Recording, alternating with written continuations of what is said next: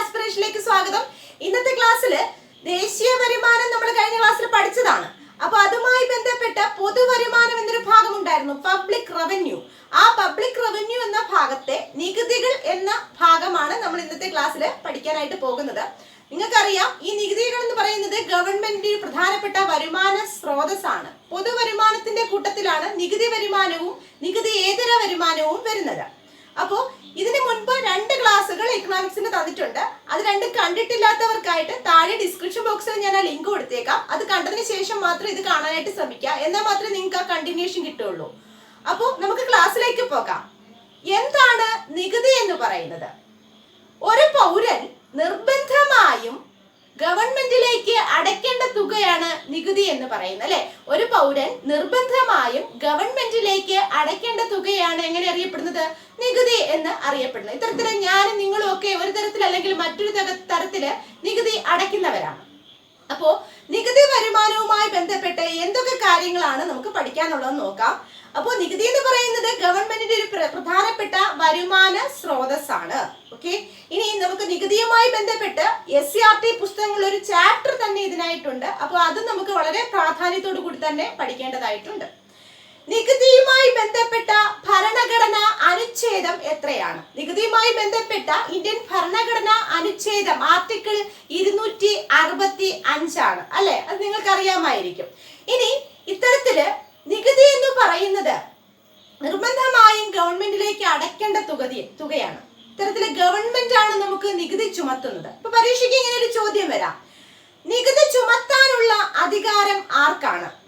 കേന്ദ്ര ഗവൺമെന്റ്, സംസ്ഥാന government, both central and state government, ഇവരാരുമല്ല. ഇങ്ങനെ ഒരു ഓപ്ഷൻ തരാം, അല്ലെ? അത് ഏതാണ് കറക്റ്റ് ആയിട്ടുള്ള ആൻസർ?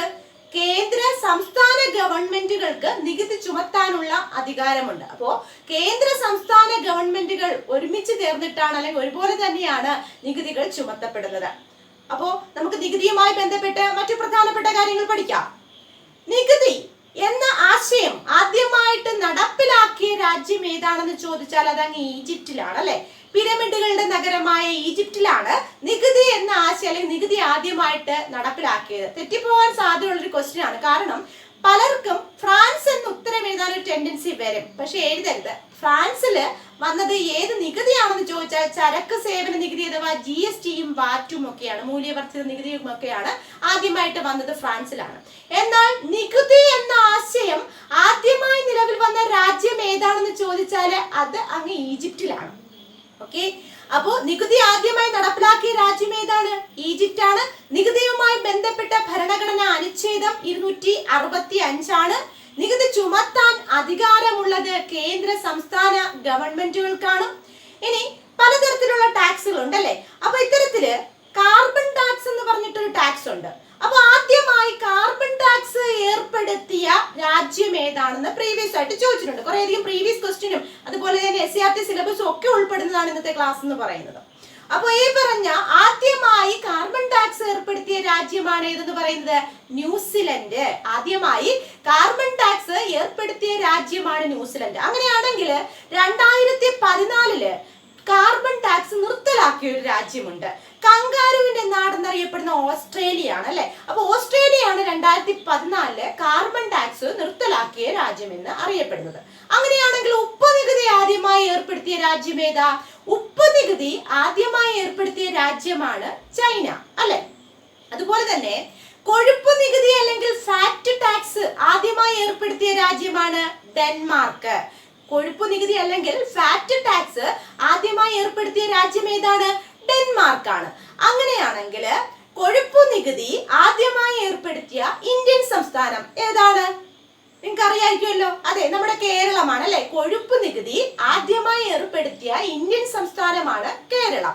അപ്പൊ നോക്കൂ, ഇനി നമുക്ക് ഇതേപോലെ വിശദമായിട്ടുള്ള മറ്റു പല കാര്യങ്ങളും ഒന്ന് പഠിച്ചു വെക്കാം.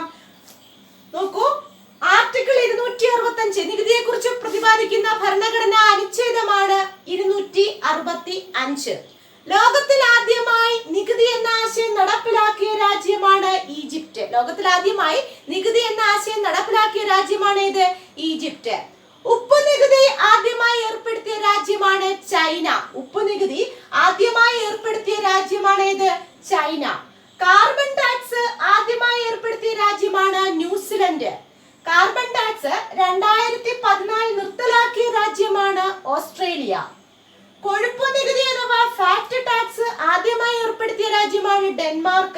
ആദ്യമായി കൊഴുപ്പ് നികുതി ഫാറ്റ് ടാക്സ് ഏർപ്പെടുത്തിയ ഇന്ത്യൻ സംസ്ഥാനമാണ് കേരളം. ഓക്കെ, ഇനി നികുതി ചുമത്താൻ അധികാരമുള്ളത് കേന്ദ്ര സംസ്ഥാന ഗവൺമെന്റുകൾക്കാണ്. ഇവരാണ് നികുതി ചുമത്തുന്നത്. ഇത്തരത്തില് ഏറ്റവും കൂടുതൽ നികുതി നിരക്കുള്ള ലോക രാജ്യങ്ങളിൽ ഏറ്റവും കൂടുതൽ നികുതി നിരക്കുള്ള രാജ്യം ഏതാണെന്ന് ചോദിച്ചാൽ ബെൽജിയമാണ്. ലോക രാജ്യങ്ങളിൽ ഏറ്റവും കൂടുതൽ നികുതി നിരക്കുള്ള രാജ്യം ഏതാണ്? ബെൽജിയമാണ്. അങ്ങനെയാണെങ്കിൽ ഏറ്റവും കൂടുതൽ നികുതി നിരക്കുള്ള ഏഷ്യൻ രാജ്യം ഏതാണെന്ന് ചോദിക്കാം. ഏറ്റവും കൂടുതൽ നികുതി നിരക്കുള്ള ഏഷ്യൻ രാജ്യമാണ് ജപ്പാൻ. ഏറ്റവും കൂടുതൽ നികുതി നിരക്കുള്ള ഏഷ്യൻ രാജ്യമാണ് ജപ്പാൻ.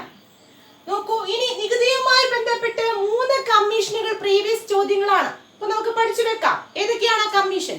ഒന്നാമത്തത് രാജാ ചെല്ലയ്യ കമ്മീഷൻ. രാജാ ചെല്ലയ്യ കമ്മീഷൻ എന്തുമായി ബന്ധപ്പെട്ടിരിക്കുന്നു എന്ന് ചോദിച്ചാൽ നികുതി പരിഷ്കാരവുമായി ബന്ധപ്പെട്ടിരിക്കുന്നു. ടാക്സ് റിഫോംസ് കമ്മീഷനാണ് രാജാ ചെല്ലയ്യ.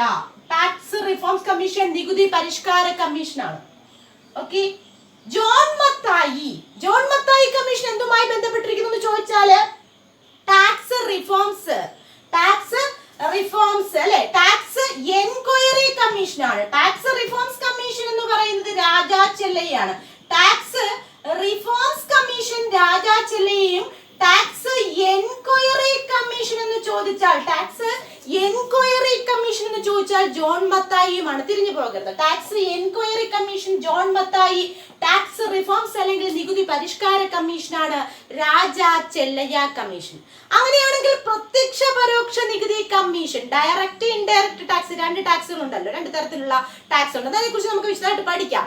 അപ്പോൾ ഈ പറഞ്ഞ ഡയറക്റ്റ് ഇൻഡയറക്റ്റ് ടാക്സുമായി ബന്ധപ്പെട്ട കമ്മീഷൻ ആരാണെന്ന് ചോദിച്ചാൽ അത് വിജയ് ഖേൽക്കർ ആണ്. അപ്പൊ 3 കമ്മീഷനാണ് പറഞ്ഞത്. ടാക്സ് റിഫോംസ് കമ്മീഷൻ, നികുതി പരിഷ്കാര കമ്മീഷൻ രാജാ ചെല്ലയ്യ, പിന്നീട് tax enquiry commission John Mathai, direct indirect ടാക്സുമായി ബന്ധപ്പെട്ട കമ്മീഷനാണ് വിജയ് ഖേൽക്കർ. 3 കമ്മീഷൻസും ആദ്യമേ പഠിച്ചു വെക്കുക. ഓക്കെ, ഇത്തരത്തില് നികുതിയെ കുറിച്ച് പരാമർശിക്കുന്ന പുരാതനമായ 2 ഗ്രന്ഥങ്ങളുണ്ട്. നികുതിയെ കുറിച്ച് പരാമർശിക്കുന്ന പുരാതനമായ ഗ്രന്ഥങ്ങളാണ് അർത്ഥശാസ്ത്രവും മനുസ്മൃതിയും. നിങ്ങൾ കേട്ടിട്ടുണ്ടാവും അല്ലെ? അർത്ഥശാസ്ത്രം ചാണക്യൻ അല്ലെങ്കിൽ കൗടില്യൻ എഴുതിയ അർത്ഥശാസ്ത്രം അല്ലെ? പൊളിറ്റിക്സിന്റെ പിതാവ് എന്നൊക്കെ അറിയപ്പെടുന്ന ഒരു തരത്തിൽ പറഞ്ഞാൽ ചാണക്യനെയാണ് അല്ലെ? അപ്പോ ഈ പറഞ്ഞ ചാണക്യൻ എഴുതിയ അർത്ഥശാസ്ത്രവും അതുപോലെ തന്നെ മനു എഴുതിയ മനുസ്മൃതിയും, പുരാതന ഇന്ത്യയുടെ നിയമസംഹിതാവ് എന്നറിയപ്പെടുന്ന മനു എഴുതിയ മനുസ്മൃതിയുമാണ്. ഇതിൽ 2ലും നികുതിയെ കുറിച്ച് പരാമർശമുണ്ട്. അപ്പൊ പരീക്ഷയ്ക്ക് എങ്ങനെ ചോദ്യം വരും? നികുതിയെ കുറിച്ച് പരാമർശിക്കുന്ന പുരാതനമായ ഗ്രന്ഥങ്ങൾ ഏതൊക്കെ?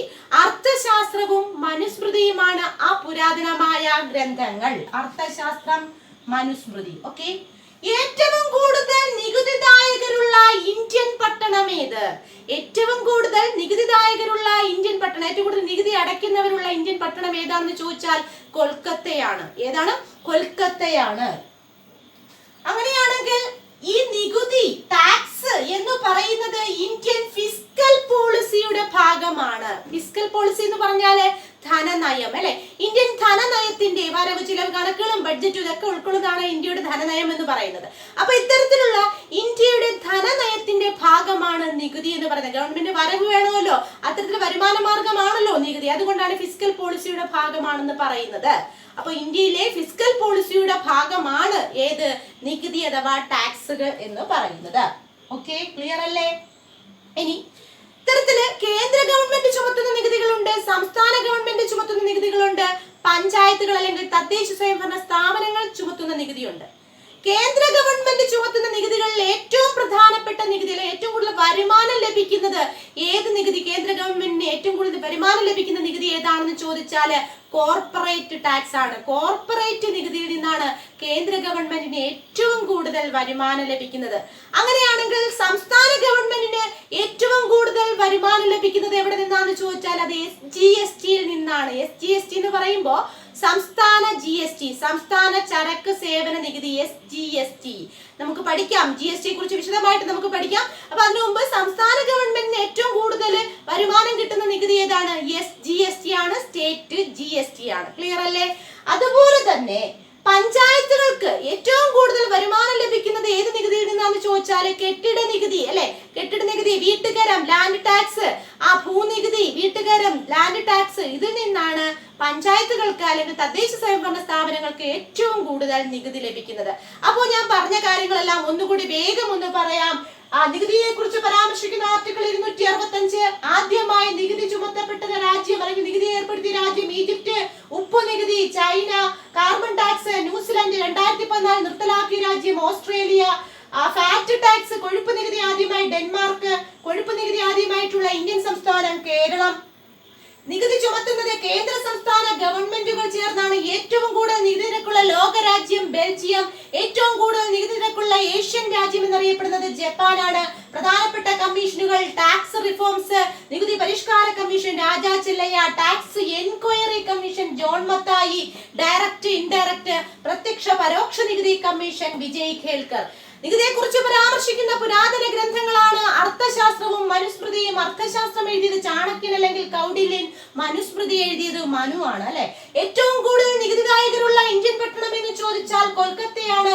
ഇന്ത്യൻ ഫിസ്ക്കൽ പോളിസി അല്ലെങ്കിൽ ധനനയത്തിന്റെ ഭാഗമാണ് ടാക്സ് അല്ലെങ്കിൽ നികുതി എന്ന് പറയുന്നത്. കേന്ദ്ര ഗവൺമെന്റിന് ഏറ്റവും കൂടുതൽ വരുമാനം ലഭിക്കുന്ന പ്രധാനപ്പെട്ട വരുമാന സ്രോതസ്സാണ് കോർപ്പറേറ്റ് ടാക്സ് അല്ലെങ്കിൽ കോർപ്പറേറ്റ് നികുതി എന്ന് പറയുന്ന. സംസ്ഥാന ഗവൺമെന്റിന് ഏറ്റവും കൂടുതൽ നികുതി വരുമാനം ലഭിക്കുന്നത് SGST നിന്നാണ്. ഇത്തരത്തില് പഞ്ചായത്തുകൾക്ക് കെട്ടിട നികുതി അല്ലെങ്കിൽ ഭൂനികുതിയിൽ നിന്നാണ് ഏറ്റവും കൂടുതൽ വരുമാനം ലഭിക്കുന്നത്. ക്ലിയർ അല്ലേ? നെക്സ്റ്റ്, ഇനി അതുപോലെ തന്നെ നമുക്കറിയാം ഒരു അമേരിക്കൻ വിപ്ലവവുമായിട്ട് ബന്ധപ്പെട്ട ഒരു ഡയലോഗ് കൂടിയുണ്ട്. പ്രാതിനിധ്യമില്ലാതെ നികുതിയില്ല. എന്തുമായി ബന്ധപ്പെട്ടിരിക്കുന്നു?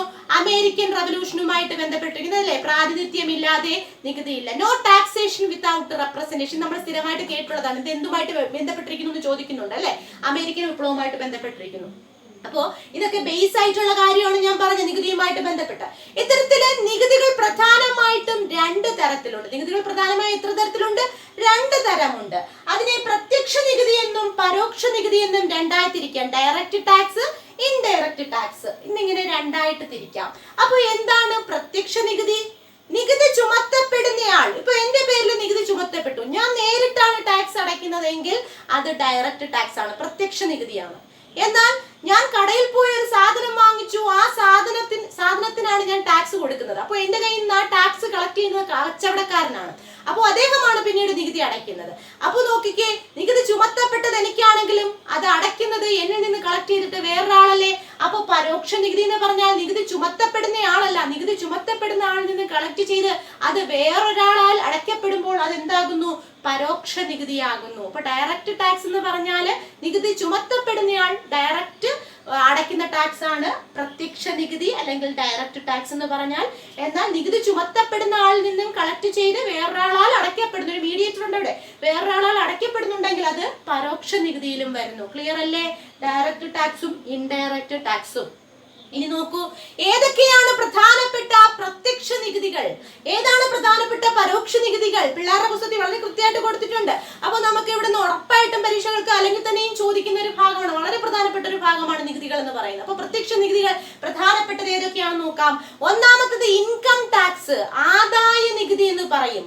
ഇതിനെ വ്യക്തിഗത ആദായ നികുതി എന്നും ചിലപ്പോ കാണാറുണ്ട്. അപ്പൊ ഇൻകം ടാക്സ് അല്ലെങ്കിൽ വ്യക്തിഗത ആദായ നികുതി. 2 corporate tax, corporate tax. 3 gift tax, നമുക്ക് സമ്മാനം ലോട്ടറി ഒക്കെ അടിക്കുമ്പോൾ അങ്ങനെയൊക്കെയുള്ള കാര്യങ്ങൾക്ക് ലഭിക്കുന്ന ടാക്സ് ആണ് ഗിഫ്റ്റ് ടാക്സ്. അടുത്തത് വെൽത്ത് ടാക്സ്, നമ്മുടെ വെൽത്തിന് മുകളിൽ ചുമത്തപ്പെടുന്ന ടാക്സ് ആണ് വെൽത്ത് ടാക്സ്. ലാൻഡ് ടാക്സ് അല്ലെങ്കിൽ ഭൂനികുതി, ബിൽഡിംഗ് ടാക്സ് കെട്ടിട നികുതി, പ്രൊഫഷണൽ ടാക്സ് തൊഴിൽ നികുതി, വെഹിക്കിൾ ടാക്സ് വാഹന നികുതി. ഇതെല്ലാം തന്നെ പ്രത്യക്ഷ നികുതിയുടെ കൂട്ടത്തിൽ വരുന്നു. നമുക്ക് നല്ലൊരു ജോലി കിട്ടുകയാണെങ്കിൽ ഈ പറഞ്ഞ കാര്യങ്ങളെല്ലാം നമ്മൾ അടയ്ക്കേണ്ടതായിട്ട് വരും അല്ലെ. നോക്കൂ എന്തൊക്കെയാണ്. ജോലി കിട്ടുകയാണെങ്കിൽ ഇൻകം ടാക്സ് അടയ്ക്കേണ്ടി വരും. അതുപോലെ തന്നെ കോർപ്പറേറ്റ് ടാക്സ്, അങ്ങനെ ഓർത്താൽ മതി. കോർപ്പറേഷൻ സാധാരണ കോർപ്പറേറ്റ് ടാക്സ് എന്താണെന്ന് ഞാൻ പറഞ്ഞു തരാം. അതുപോലെ തന്നെ ഗിഫ്റ്റ് ടാക്സ്, വെൽത്ത് ഒക്കെ നമുക്കുണ്ടാകും. പിന്നെ ഈ പറഞ്ഞ ലാൻഡ് ടാക്സ്, ലാൻഡ് നമുക്കുണ്ടാകും.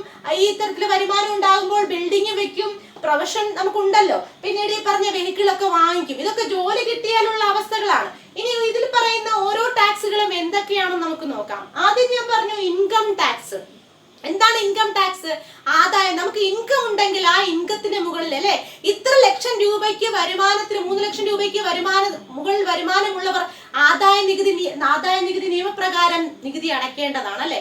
അത്തരത്തില് ഒരു വ്യക്തിയുടെ വരുമാനത്തിന് മുകളിൽ ചുമത്തുന്ന നികുതിയാണ് ഏതെന്ന് പറയുന്നത് ഇൻകം ടാക്സ് എന്ന് പറയും. ഒരു വ്യക്തിയുടെ വരുമാനത്തിന് മുകളിൽ ചുമത്തുന്ന നികുതിയാണ് ഇൻകം ടാക്സ്. ക്ലിയർ അല്ലേ? ഇതൊരു പ്രത്യക്ഷ നികുതിയാണ്. അടുത്തത് കോർപ്പറേറ്റ് ടാക്സ്. നമ്മൾ കേട്ടിട്ടുണ്ട് വലിയ വലിയ കമ്പനികളെയൊക്കെ കോർപ്പറേറ്റ് കമ്പനികൾ എന്നൊക്കെ പറയാറുണ്ട് അല്ലെ. ഇത്തരത്തില് വലിയ വലിയ കോർപ്പറേറ്റ് കമ്പനികൾക്കൊക്കെ വർഷാവർഷം ലാഭം അവർ കാൽക്കുലേറ്റ് ചെയ്യാറുണ്ട്. അത്തരത്തിലുണ്ടാകുന്ന ലാഭത്തിന് മുകളിൽ ഗവൺമെന്റ് ഒരു നികുതി ചുമത്തും, ടാക്സ് ചുമത്തും. അതാണ് കോർപ്പറേറ്റ് ടാക്സ്. അപ്പൊ എന്താണ് കോർപ്പറേറ്റ് ടാക്സ് എന്ന് പറഞ്ഞാൽ? വലിയ വലിയ കോർപ്പറേറ്റ് കമ്പനികളുടെ മുകളിൽ അവരുടെ ലാഭത്തിന് പ്രോഫിറ്റിന് മുകളിൽ ചുമത്തുന്ന നികുതിയാണ് കോർപ്പറേറ്റ് ടാക്സ് എന്ന് പറഞ്ഞ് ഞാൻ പറഞ്ഞു. കേന്ദ്ര ഗവൺമെന്റിന് ഏറ്റവും കൂടുതൽ വരുമാനം ലഭിക്കുന്നത് ഈ നികുതിയിൽ നിന്നാണ്, കോർപ്പറേറ്റ് ടാക്സ്. അപ്പൊ കമ്പനികളുടെ ലാഭത്തിന് മുകളിൽ ചുമത്തുന്ന നികുതിയാണ് ഏതെന്ന് പറയുന്നത് കോർപ്പറേറ്റ് ടാക്സ്. ക്ലിയർ അല്ലേ? അടുത്ത് നോക്കൂ, ഗിഫ്റ്റ് ടാക്സ്. ഞാൻ പറഞ്ഞു ലോട്ടറി അങ്ങനെയൊക്കെയുള്ള ഗിഫ്റ്റുകൾ നമുക്ക് അടിക്കുമ്പോൾ കുറച്ച് പൈസ നമുക്ക് അതിൽ നിന്ന് ഈ പറഞ്ഞ ടാക്സ് ആയിട്ട് കൊടുക്കേണ്ടതായിട്ട് വരും. അതാണ് ഗിഫ്റ്റ് ടാക്സ് എന്ന് പറഞ്ഞാല്. Next wealth. നമുക്കറിയാം നമ്മുടെ വെൽത്തിന് മുകളിൽ, സമ്പത്തിന് മുകളിൽ ചുമത്തുന്ന ടാക്സ് ആണ് ഏതെന്ന് പറഞ്ഞ വെൽത്ത് ടാക്സ്. ലാൻഡ് ടാക്സ് എല്ലാവർക്കും അറിയാലോ. ഭൂനികുതി, ഭൂമിക്ക് മുകളിൽ ചുമത്തുന്ന നികുതിയാണ് ഭൂനികുതി. നെക്സ്റ്റ് ബിൽഡിംഗ് ടാക്സും എല്ലാവർക്കും അറിയാം. വീട്ടുകരം അടയ്ക്കാറുണ്ടല്ലോ എല്ലാവരും. കെട്ടിട നികുതി എന്ന് പറയാം, വീട്ടുകരം അല്ലെങ്കിൽ കെട്ടിട നികുതി എന്ന് പറയാം. അടുത്തത് പ്രൊഫഷണൽ ടാക്സ്, തൊഴിൽ നികുതി. നമ്മളൊരു തൊഴിൽ ചെയ്യുന്നെങ്കിൽ ആ തൊഴിൽപരമായിട്ട് നമ്മൾ ടാക്സ് അടയ്ക്കേണ്ടതായിട്ടുണ്ട്. അപ്പോൾ അതാണ് തൊഴിൽ നികുതി എന്ന് പറയുന്നത്. അടുത്തത് വെഹിക്കിൾ ടാക്സ്. എല്ലാവർക്കും അറിയാം, വാഹനം ഉണ്ടെങ്കിൽ എല്ലാവരും ഈ പറഞ്ഞ ടാക്സ് അടയ്ക്കുന്നവരാണ് അല്ലെ. അപ്പോ വെഹിക്കിൾ ടാക്സ്. അപ്പൊ ഇത്രയുമാണ് പ്രത്യക്ഷ നികുതി അല്ലെ. പ്രത്യക്ഷ നികുതികളുടെ കൂട്ടത്തിൽ ഇത്രയും ഒന്ന് പഠിച്ചു വെച്ചേക്കുക. നെക്സ്റ്റ് നോക്കൂ, പരോക്ഷ നികുതി. പരോക്ഷ നികുതി ഒന്നാമത്തേത് എക്സൈസ് ടാക്സ്, രണ്ടാമത്തേത് കസ്റ്റംസ് ടാക്സ്, മൂന്നാമത്തേത് സർവീസ് ടാക്സ് അല്ലെങ്കിൽ സേവന നികുതി, 4 എന്റർടൈൻമെന്റ് ടാക്സ് അല്ലെങ്കിൽ വിനോദ നികുതി, അടുത്തത് വാറ്റ് അല്ലെങ്കിൽ വാല്യൂ ആഡഡ് ടാക്സ്, മൂല്യവർദ്ധിത നികുതി എന്ന് മലയാളത്തിൽ പറയും. Next GST, goods and service tax, ചരക്കു സേവന നികുതി എന്ന് നമ്മൾ മലയാളത്തിൽ പറയും. ഇത്രയും കാര്യങ്ങളാണ്, ഇത്രയും ടാക്സുകളാണ് പരോക്ഷ നികുതി അഥവാ ഇൻഡയറക്റ്റ് ടാക്സിന്റെ കൂട്ടത്തിൽ വരുന്നത്. ഇനി ഓരോന്നും എന്തൊക്കെയാണെന്ന് നമുക്കൊന്ന് പഠിച്ചു വെക്കാം. ഒന്നാമത് ഞാൻ കൊടുത്തിരിക്കുന്നു എക്സൈസ് ടാക്സ് അല്ലെ. എക്സൈസ് ടാക്സ് എന്ന് പറഞ്ഞാല് ഒരു പ്രോഡക്റ്റ്, ഒരു ഉൽപ്പന്നം നമ്മൾ നിർമ്മിക്കുമ്പോൾ ആ ഉൽപ്പന്നത്തിന് മുകളിൽ, ആ നിർമ്മാണത്തിന് മുകളിൽ നമ്മൾ ഒരു നികുതി കൊടുക്കേണ്ടതായിട്ട് വരും. അതാണ് ഒരു പ്രോഡക്റ്റിന്റെ നിർമ്മാണ വേളയിൽ ചുമത്തുന്ന നികുതിയാണ് എന്ന് പറയുന്നത് എക്സൈസ് ടാക്സ്. ഒരു പ്രോഡക്റ്റിന്റെ നിർമ്മാണ വേളയിൽ ചുമത്തുന്ന നികുതിയാണ് എക്സൈസ് ടാക്സ്. മറക്കല്ലേ. കസ്റ്റം ടാക്സ് എന്ന് പറയുന്നത് നമുക്ക് അറിയാം, കസ്റ്റംസ് അല്ലെ. കയറ്റുമതി ഇറക്കുമതികൾക്കൊക്കെ മുകളിൽ ചുമത്തുന്ന നികുതിയാണ് അല്ലെ. വിദേശത്തു നിന്നൊക്കെ ആൾക്കാർ വരുമ്പോൾ അവരുടെ പറഞ്ഞ സാധനങ്ങളൊക്കെ കൊണ്ടുവരുമ്പോൾ കസ്റ്റംസ് ഡ്യൂട്ടി അടയ്ക്കാറുണ്ട് അല്ലെ. അപ്പൊ കസ്റ്റംസ് തീരുവ എന്നൊക്കെ പറയാം. അപ്പൊ കയറ്റുമതി ഇറക്കുമതി സാധനങ്ങളുടെ മുകളിൽ ചുമത്തുന്ന നികുതിയാണ് എന്ന് പറയുന്നത് കസ്റ്റംസ് ടാക്സ് എന്ന് പറയുന്നത്. Next service tax. നമുക്ക് പലതരം സേവനങ്ങൾ ലഭിക്കാറുണ്ട്. റെയിൽവേ, ടെലിഫോൺ, ബാങ്കിങ് അല്ലെ. ഇത്തരത്തിൽ പലതരത്തിലുള്ള ഗതാഗതം, അങ്ങനെ പലതരത്തിലുള്ള സർവീസസ് നമുക്ക് ലഭിക്കാറുണ്ട്, സേവനങ്ങൾ ലഭിക്കാറുണ്ട്. അപ്പൊ ഇത്തരത്തിൽ ഇലക്ട്രിസിറ്റി, ഇതൊക്കെ സേവനങ്ങളാണ്. അപ്പൊ ഈ പറഞ്ഞ സേവനങ്ങൾക്ക് മുകളിൽ നമ്മൾ ടാക്സ് കൊടുക്കണം അല്ലെ. കറണ്ട് ബില്ലിന്റെ കൂട്ടത്തിൽ ഉപയോഗിച്ച തുകയേക്കാൾ കൂടുതൽ ടാക്സും അതിന്റെ കൂടെ നമ്മൾ ടാക്സും കൂടി അടയ്ക്കുന്നുണ്ട്. ടെലിഫോൺ ബില്ലും അങ്ങനെ തന്നെ, നമ്മൾ വിളിച്ച തുകയും പ്ലസ് ടാക്സും കൂടെ ചേർത്തിട്ടാണ് നമ്മൾ അടയ്ക്കുന്നത്. അപ്പോൾ സേവനങ്ങൾക്ക് മുകളിൽ ചുമത്തുന്ന നികുതിയാണ് service tax. Next entertainment tax, വിനോദ നികുതി. അത് എല്ലാവർക്കും അറിയാം. ഫിലിം ഒക്കെ കാണാൻ പോകുമ്പോൾ അത്തരത്തിലുള്ള വിനോദങ്ങൾക്ക് മുകളിൽ അതിന്റെ കൂട്ടത്തിൽ ഈ പറഞ്ഞ ഇപ്പൊ GST ആണ്, SGST എന്ന് പറഞ്ഞിട്ടായിരിക്കും ഉണ്ടാവുക. അപ്പൊ ഈ പറഞ്ഞ വിനോദ നികുതി, അത്തരത്തിലുള്ള വിനോദങ്ങൾക്ക് മുകളിൽ ചുമത്തുന്ന നികുതിയാണ് എന്റർടൈൻമെന്റ് ടാക്സ് അല്ലെങ്കിൽ വിനോദ നികുതി. നെക്സ്റ്റ് വാല്യൂ ആഡഡ് ടാക്സ്, മൂല്യവർദ്ധിത നികുതി എന്ന് പറയും. മൂല്യവർദ്ധിത നികുതി ആദ്യമായി നിലവിൽ വന്ന രാജ്യം ഏതാണെന്ന് ചോദിച്ചാൽ അത് ഫ്രാൻസ് ആണ്. മൂല്യവർദ്ധിത നികുതി ആദ്യമായി നിലവിൽ വന്ന രാജ്യം ഏതാണ്? ഫ്രാൻസ് ആണ്. മറക്കല്ലേ, ഫ്രാൻസ്. എന്നാൽ നികുതി ആദ്യമായി നിലവിൽ വന്ന രാജ്യം ഏതാണെന്ന് ഞാൻ പറഞ്ഞത് ഈജിപ്റ്റ് ആണ്. എന്നാൽ മൂല്യവർദ്ധിത നികുതി ആദ്യമായി നിലവിൽ വന്ന രാജ്യം, അത് വാറ്റ് നിലവിൽ വന്ന രാജ്യമാണ് ഫ്രാൻസ്. വാറ്റ് ഇന്ത്യയിൽ നിലവിൽ വന്നത് ഏത് വർഷം എന്ന് ചോദിച്ചാൽ 2005 ഏപ്രിൽ 1 വാറ്റ് ഇന്ത്യയിൽ നിലവിൽ വന്നത്. വാറ്റ് ഇന്ത്യയിൽ നിലവിൽ വന്നത് ഏത് വർഷമാണ്? 2005 ഏപ്രിൽ 1 വാറ്റ് ഇന്ത്യയിൽ നിലവിൽ വന്നത്. ക്ലിയർ അല്ലേ? വാറ്റ് ആദ്യമായി നിലവിൽ വന്നത് ഫ്രാൻസ്, 2005 ഏപ്രിൽ 1 ഇന്ത്യയിൽ നിലവിൽ വന്നു. ആദ്യമായി വാറ്റ് അല്ലെങ്കിൽ മൂല്യവർദ്ധിത നികുതി വാല്യൂ ആഡഡ് ടാക്സ് നിലവിൽ വന്ന ഇന്ത്യൻ സംസ്ഥാനം ഏതാണെന്ന് ചോദിച്ചാൽ ഹരിയാന. ഇതൊക്കെ പ്രീവിയസ് ക്വസ്റ്റ്യൻ ആണ്, നിങ്ങൾക്ക് അറിയാം അല്ലെ? ഹരിയാനയിലാണ് ആദ്യമായിട്ട് വാല്യൂ ആഡഡ് ടാക്സ് നിലവിൽ വന്നത്. അപ്പോ ഒന്നുകൂടി ഞാൻ പറയാം, എക്സൈസ് ടാക്സ് എന്ന് പറഞ്ഞാൽ ഒരു പ്രോഡക്റ്റിന്റെ നിർമ്മാണ വേളയിൽ ചുമത്തുന്ന നികുതിയാണ് എക്സൈസ് ടാക്സ്. അതുപോലെ തന്നെ കയറ്റുമതി ഇറക്കുമതികൾക്ക് മുകളിൽ ചുമത്തുന്ന നികുതിയാണ് കസ്റ്റംസ് ടാക്സ്. സർവീസ് അല്ലെങ്കിൽ സേവനങ്ങൾക്ക് മുകളിൽ ചുമത്തുന്ന നികുതിയാണ് സേവന നികുതി അല്ലെങ്കിൽ സർവീസ് ടാക്സ്. സേവനങ്ങൾ ഞാൻ പറഞ്ഞതാണ്, ഗതാഗതം, ഇലക്ട്രിസിറ്റി അങ്ങനെയുള്ള സേവനങ്ങൾ. ഓക്കെ, എന്റർടൈൻമെന്റ് ടാക്സ് എന്ന് പറയുമ്പോൾ വിനോദ നികുതിയാണ്. വാറ്റ് അല്ലെങ്കിൽ മൂല്യവർദ്ധിത നികുതി ആദ്യമായി ഏർപ്പെടുത്തിയ രാജ്യം ഫ്രാൻസ് ആണ്. ഇന്ത്യയിൽ 2005 ഏപ്രിൽ 1 ഫസ്റ്റ് സംസ്ഥാനം ഹരിയാനയാണ്. മൂല്യവർദ്ധിത നികുതി അല്ലെ, അതായത് ഒരു പ്രോഡക്റ്റിന്റെ ഓരോ നിർമ്മാണ വേള മുതൽ അവസാനം നമ്മുടെ ഒരു പ്രോഡക്റ്റ് കസ്റ്റമറുടെ കയ്യിൽ എത്തുന്നത് വരെ വാല്യൂ ആഡ് ചെയ്യപ്പെട്ട് ടാക്സ് ആഡ് ചെയ്ത് വരുന്ന മൂല്യം കൂട്ടി വരുന്നതിനനുസരിച്ച് ടാക്സ് ആഡ് ചെയ്ത് വരുന്ന ടാക്സ് ആണ് എന്ന് പറയുന്നത് വാല്യൂ ആഡഡ് ടാക്സ് എന്ന് പറയാം. മൂല്യം കൂടുന്നതിനനുസരിച്ച് ടാക്സ് ആഡ് ചെയ്യപ്പെടുന്നു, അതാണ് വാല്യൂ ആഡഡ് ടാക്സ്. ഓക്കെ, ഇനി അടുത്തത് GST ആണ്, ഗുഡ്സ് ആൻഡ് സർവീസ് ടാക്സ്. അതിനെ കുറിച്ച് വിശദമായിട്ട് നമുക്ക് പറയാം. അപ്പൊ അതിനു മുമ്പ് ഇത്രയും ക്ലിയർ ചെയ്ത് രണ്ട് പ്രധാനപ്പെട്ട നികുതികളാണ് പ്രത്യക്ഷ നികുതിയും പരോക്ഷ നികുതിയും. പ്രത്യക്ഷ നികുതിയുടെ കൂട്ടത്തിൽ വരുന്നു income tax, corporate tax, gift tax, wealth tax, land tax, building tax, professional tax, vehicle tax. Clear അല്ലേ? അതുപോലെ പരോക്ഷ നികുതി excise tax, customs tax, service tax, entertainment tax, VAT, GST. Okay, ഇനി ഈ ഇൻഡയറക്റ്റ് ടാക്സ് പഠിച്ചു വെക്കാൻ ഞാൻ എളുപ്പ വഴി പറഞ്ഞുതരാം. ഇങ്ങനെ ഒരു കോഡ് ഉണ്ടാക്കി വെച്ചാൽ മതി. എസ്ക്യൂസ് വാറ്റും GST ഓർത്ത് വെച്ചിരിക്കുക. എസ്ക്യൂസ് വാറ്റ് GST, അതിന്റെ ഒരു കോഡ് എസ്ക്യൂസ് എന്ന് പറയുമ്പോൾ എക്സ് എന്ന് പറയുമ്പോൾ എക്സൈസ് ടാക്സ്, ക്യൂ എന്ന് പറയുമ്പോൾ കസ്റ്റംസ് ടാക്സ് അല്ലെ, എസ് എന്ന് പറയുമ്പോൾ സർവീസ് ടാക്സ്, ഇ എന്ന് പറയുമ്പോൾ എന്റർടൈൻമെന്റ് ടാക്സ്, വാറ്റ് GST. ഇതിന്റെ കൂടെ സെയിൽസ് ടാക്സ് വരും. സെയിൽസ് ടാക്സ് എന്ന് പറയുന്നത് GST-യിൽ ആഡ് ചെയ്യപ്പെട്ടു, അത് ഞാൻ പറയാം. അപ്പൊ അതുകൊണ്ടാണ് ഞാൻ ഇവിടെ എഴുതാൻ. പ്രധാനപ്പെട്ട ഇൻഡയറക്റ്റ് ടാക്സ് ആണ്. ഈ പ്രധാനപ്പെട്ട ഇൻഡയറക്റ്റ് ടാക്സുകൾ അല്ലെ ഇപ്പൊ നിലവിൽ ഏതിൽ ലയിച്ചു? GST-യിൽ ലയിച്ചു. പ്രധാനപ്പെട്ട ഇൻഡയറക്റ്റ് ടാക്സുകൾ, പരോക്ഷ നികുതികൾ എല്ലാം ഏതിലാണ് ലയിച്ചിരിക്കുന്നത്?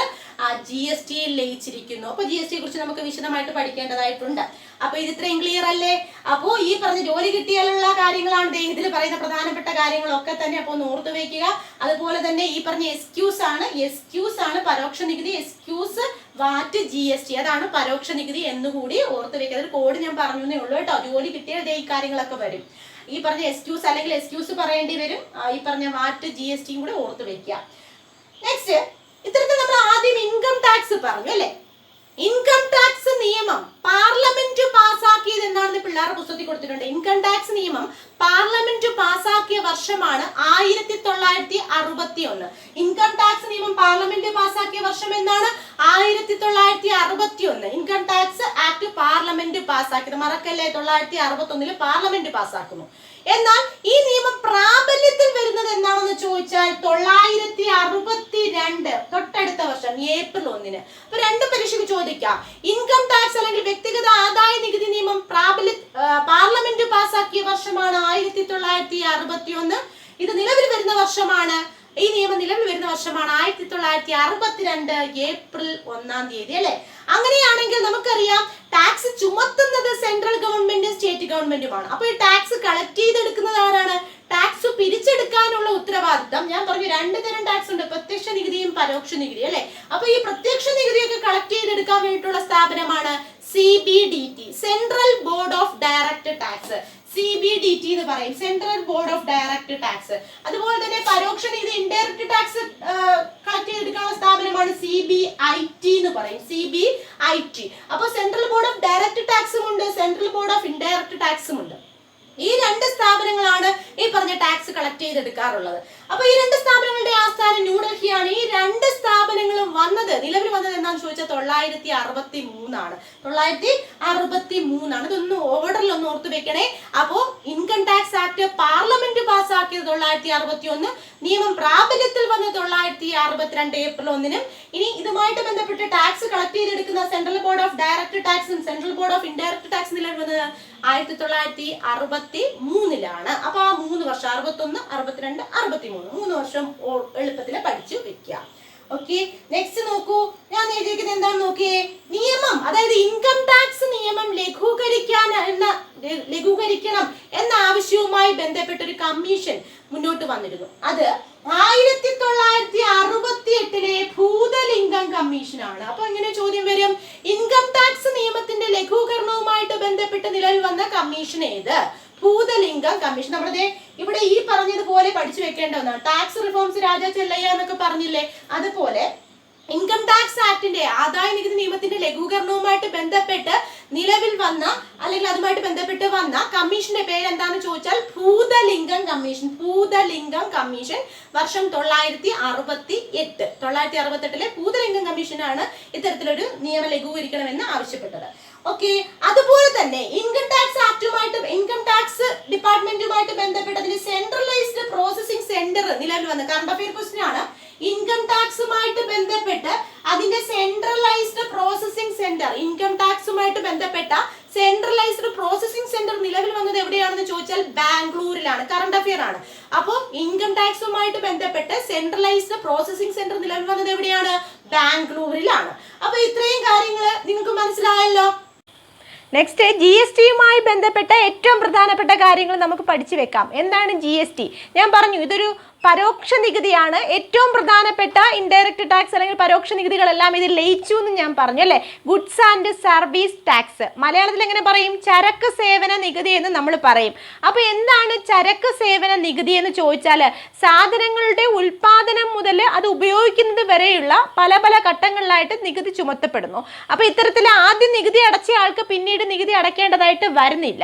അപ്പോൾ അങ്ങനെയുള്ള ഒരു ഏകീകൃത നികുതിയാണ് ഇതെന്ന് പറയുന്നത്, ഒരു പരോക്ഷ നികുതിയാണ് ഇതെന്ന് പറയുന്നത് GST എന്ന് പറയുന്നത്. അപ്പോൾ പ്രധാനപ്പെട്ട ഇൻഡയറക്റ്റ് ടാക്സുകളെല്ലാം ഇതിനകത്തിൽ അടങ്ങിയത് കൊണ്ട് തന്നെ ഒരൊറ്റ നികുതി അടച്ചാൽ മതി എന്നൊരു പ്രത്യേകത കൂടി ഈ നികുതിക്കുണ്ട്. അപ്പോൾ സാധനങ്ങളുടെയും സേവനങ്ങളുടെയൊക്കെ ഉൽപാദനം മുതൽ ഉപഭോഗം വരെയുള്ള എല്ലാ ഘട്ടങ്ങളിലും നികുതി ചുമത്തി ആദ്യം നികുതി ചുമത്തുന്നയാൾക്ക് പിന്നീട് അടയ്ക്കേണ്ടതായിട്ട് വരുന്നില്ല എന്നൊരു തരത്തിലുള്ളൊരു പ്രത്യേകത കൂടി ഇതിന് ഉണ്ട്. അപ്പോൾ നമുക്ക് ചരക്ക് സേവന നികുതിയുമായി ബന്ധപ്പെട്ട പ്രധാനപ്പെട്ട കാര്യങ്ങൾ എന്തൊക്കെയാണെന്ന് പരിശോധിക്കാം. അപ്പോൾ നോക്കൂ, ചരക്ക് സേവന നികുതി ആദ്യമായി നിലവിൽ വന്ന രാജ്യം ഏതാണെന്ന് ചോദിച്ചാൽ അത് ഫ്രാൻസ് ആണ്. GST ആദ്യമായി നിലവിൽ വന്ന രാജ്യം ഏതാണ്? ഫ്രാൻസ് ആണ്. ഫ്രാൻസിൽ 1954 ഇത്തരത്തിൽ ആദ്യമായിട്ട് GST നിലവിൽ വന്നത്. ഞാൻ പറഞ്ഞു നികുതി ആദ്യമായിട്ട് നിലവിൽ വന്നത് ഈജിപ്തിലാണ്, എന്നാൽ വാറ്റ് മൂല്യവർദ്ധിത നികുതി ആദ്യമായിട്ട് നിലവിൽ വന്നത് ഫ്രാൻസിലാണ്. GSTയും അതുപോലെ ആദ്യമായിട്ട് നിലവിൽ വന്നത് എവിടെ തന്നെയാണ്? ഫ്രാൻസിൽ തന്നെയാണ്. ഓക്കെ, ഇനി നോക്കൂ, ഇനി ഇതിന്റെ ആപ്തവാക്യം എന്താണ്? ഈ GSTക്ക് ഒരു ആപ്തവാക്യമുണ്ട്, ഒരു മോട്ടോയുണ്ട്. പരീക്ഷയ്ക്ക് ചോദിക്കാം GSTയുടെ ആപ്തവാക്യം എന്ത് അല്ലെ. ഈ പിള്ളേരുടെ പുസ്തകത്തിൽ വളരെ വിശാലമായിട്ടുള്ളൊരു ഭാഗമാണ് GST എന്ന് പറയുന്നത്. അപ്പോൾ പഠിച്ചു വെക്കുക, ഇതിന്റെ ആപ്തവാക്യം എന്ന് പറയുന്നത് ഇംഗ്ലീഷിലെ one nation one tax one mark. One nation one tax one market, എങ്ങനെയാണ് പറയുന്നത്? One nation one tax one market, ഒരു രാജ്യം ഒരു നികുതി ഒരൊറ്റ വിപണി. ഇതാണ് GSTയുടെ ആപ്തവാക്യം. ക്ലിയർ അല്ലേ? ഇത്തരത്തിൽ GST വേണം. GST എന്ന പദം ആദ്യമായി പാർലമെന്റിൽ അവതരിപ്പിച്ച വ്യക്തിയാണ് P. ചിദംബരം 2005. അപ്പോൾ P. ചിദംബരം GST എന്ന പദം ആദ്യമായി പാർലമെന്റിൽ അവതരിപ്പിച്ച വ്യക്തിയാണ് P. ചിദംബരം 2005. എങ്ങനെയാണെങ്കിൽ ഞാൻ പറഞ്ഞു ഈ GST എന്ന് പറഞ്ഞ ഒരു ഏകീകൃത പരോക്ഷ നികുതിയാണ്. അപ്പൊ പരീക്ഷയ്ക്ക് വേണമെങ്കിൽ അങ്ങനെ ഒരു ചോദ്യം ചോദിക്കാം. താഴെ പറയുന്നതിലെ ഏകീകൃത പരോക്ഷ നികുതിക്ക് ഉദാഹരണം ഏത് എന്ന് ചോദിക്കാം. അങ്ങനെ ചോദിച്ചാൽ ഏകീകൃത പരോക്ഷ നികുതിക്ക് ഉദാഹരണം എന്ന് ചോദിച്ചാൽ ഏതാണ്? GST ആണ്, ചരക്ക് സേവന നികുതിയാണ്. ഇനി ഇത്തരത്തിലുള്ള GSTയുടെ ബില്ല്, GSTയുമായി ബന്ധപ്പെട്ടൊരു അമെൻമെന്റ് നടന്നു. അമെൻമെന്റ് നമ്മുടെ ഭരണഘടനാ ഭേദഗതി 101 2016 ഇത്തരത്തിലൊരു ഭേദഗതി ഉണ്ടാക്കിയാണ് നിയമം പുനരാവിഷ്കരിച്ചത്. അപ്പോൾ 101ാമത്തെ ഭേദഗതി പ്രകാരമാണ് 2016 ഈ നിയമം പാർലമെന്റിൽ അവതരിപ്പിക്കുകയും അങ്ങനെ രാഷ്ട്രപതി ഇത് ഒപ്പുവെച്ചത് 2016 സെപ്റ്റംബർ 8. കുറച്ചു മുൻപൊക്കെ നമ്മൾ പഠിക്കുമ്പോൾ ഇത് രാജ്യസഭ പാസ്സാക്കിയത് ലോക്സഭ പാസ്സാക്കിയതൊക്കെ പഠിക്കണമായിരുന്നു. അപ്പോൾ വേണമെങ്കിൽ അത് പറയാം. ഈ പറഞ്ഞ രാജ്യസഭ പാസ്സാക്കിയത് 2016 ഓഗസ്റ്റ് 3 ലോക്സഭ പാസ്സാക്കിയത് 2016 ഓഗസ്റ്റ് 8 അപ്പൊ അതൊക്കെ പഠിച്ചു വെക്കുന്നതിനേക്കാൾ എളുപ്പം ഈ പറഞ്ഞ രാഷ്ട്രപതി പാസ്സാക്കിയത് പഠിക്കുക. രാഷ്ട്രപതി സൈൻ ചെയ്തത് 2016 സെപ്റ്റംബർ 8. 2016 സെപ്റ്റംബർ 8. ഉദ്ഘാടനം ചെയ്തത് എന്നാണെന്ന് ചോദിച്ചാൽ 2017 ജൂൺ 30. എല്ലാ വർഷങ്ങളും കൂടെ തിരിഞ്ഞു പോകരുത്. രാഷ്ട്രപതി സൈൻ ചെയ്തെന്ന 2016 സെപ്റ്റംബർ 8. അത് കഴിഞ്ഞതിന് ശേഷം ഇത് ഉദ്ഘാടനം ചെയ്യപ്പെട്ടു. നമ്മുടെ മുൻ രാഷ്ട്രപതിയായിരുന്ന പ്രണബ് മുഖർജിയും നരേന്ദ്രമോദിയും കൂടെ, പ്രധാനമന്ത്രിയായിരുന്ന നരേന്ദ്രമോദിയും കൂടെ ചേർന്നിട്ടാണ് ഇത് ഉദ്ഘാടനം ചെയ്യുന്നത്. 2017 ജൂൺ 30 ഉദ്ഘാടനം ചെയ്തു. 2017 ജൂൺ 30 ഉദ്ഘാടനം ചെയ്തു. ഇത്തരത്തിൽ GST നിയമം പ്രാബല്യത്തിൽ വരുന്നത് എന്നാണെന്ന് ചോദിച്ചാൽ 2017 ജൂലൈ 1. അപ്പോൾ ക്വസ്റ്റ്യൻ ശ്രദ്ധിച്ചിട്ടേ എഴുതാവുള്ളൂ പരീക്ഷയ്ക്ക്. അപ്പോൾ രാഷ്ട്രപതി സൈൻ ചെയ്തത് 2016, അന്ന് അമെൻമെന്റ് വന്നത്. 2016 സെപ്റ്റംബർ 8 ഉദ്ഘാടനം ചെയ്യപ്പെട്ടത് 2017 ജൂൺ 30. പ്രധാനമന്ത്രിയായിരുന്ന അന്നത്തെ ഇപ്പോഴത്തെ പ്രധാനമന്ത്രിയായ മോദിയും അന്നത്തെ രാഷ്ട്രപതിയായിരുന്ന പ്രണബ് കുമാർ മുഖർജിയും കൂടി പാർലമെന്റിന്റെ സെൻട്രൽ ഹാളിൽ വെച്ചിട്ടാണ് ഇത് ഉദ്ഘാടനം ചെയ്യുന്നത്. ഇത്തരത്തില് GST നിയമം പ്രാബല്യത്തിൽ വരുന്നത് എന്നാന്ന് ചോദിച്ചാൽ 2017 ജൂലൈ 1. റിപ്പീറ്റഡ് പ്രീവിയസ് ക്വസ്റ്റ്യൻ ആണ്. അപ്പൊ ഇത്തരത്തില് 101 ഭേദഗതി പ്രകാരം 101 ഭേദഗതി വന്ന എന്നാന്ന് ചോദിച്ചാൽ ഭേദഗതി പഠിക്കുമ്പോൾ നമ്മളത് പഠിക്കും. 2016 101 ഭേദഗതി നിലവിൽ വന്നത്. ഇത്തരത്തില് GSTക്ക് വേണ്ടിയിട്ട് ഒരു പ്രത്യേകിച്ച് ഒരു അനുച്ഛേദം കൂടി ഇൻക്ലൂഡ് ചെയ്തു ഭേദഗതി ചെയ്തപ്പോൾ. ആ അനുച്ഛേദം ആർട്ടിക്കിൾ ആണ് 246A. പരീക്ഷയ്ക്ക് സ്ഥിരം ചോദിക്കാറുണ്ട് GSTയുമായി ബന്ധപ്പെട്ട ഭരണഘടന ആർട്ടിക്കിൾ എത്രയാണ്? 246A ആണ്.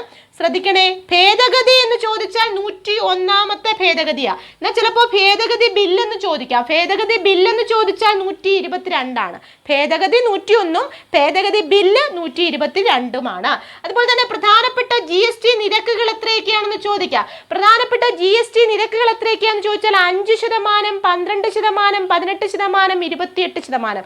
5, 12, 18, 28. നെക്സ്റ്റ് നോക്കൂ.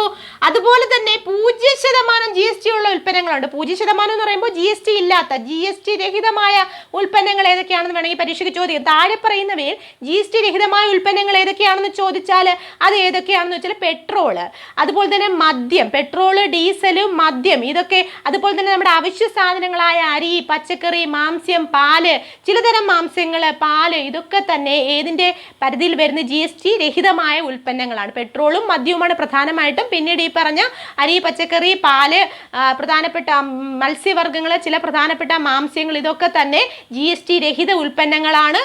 അതായത് 0% GST ഉള്ള ഉൽപ്പന്നങ്ങളാണ്. ഇനി ഇതിൽ ലയിച്ച GSTയിൽ കുറേയധികം പരോക്ഷ നികുതികൾ അങ്ങ് ലയിച്ചു എന്ന് ഞാൻ പറഞ്ഞു. അപ്പോൾ പരീക്ഷയ്ക്ക് വേണമെങ്കിൽ അങ്ങനെ ഒരു ചോദ്യം ചോദിക്കാൻ. താഴെ പറയുന്നവയിൽ GST ലയിക്കാത്ത അല്ലെങ്കിൽ GST ലയിച്ച നികുതിക്ക് ഉദാഹരണം ഏതെന്ന് ചോദിക്കാം.